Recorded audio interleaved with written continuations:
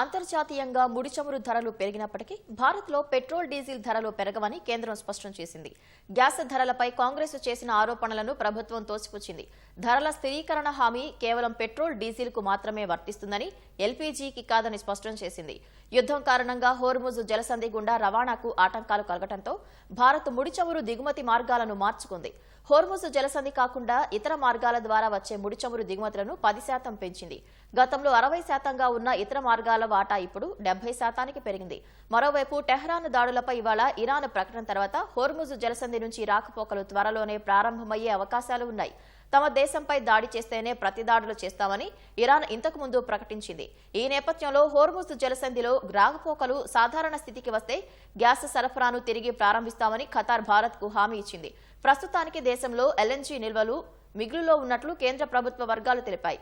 ఒక దశలో ఎల్పీజీ నిల్వలపై ఆందోళన కలిగినా ప్రస్తుతం పరిస్థితి మెరుగుపడిందని స్పష్టం చేశాయి.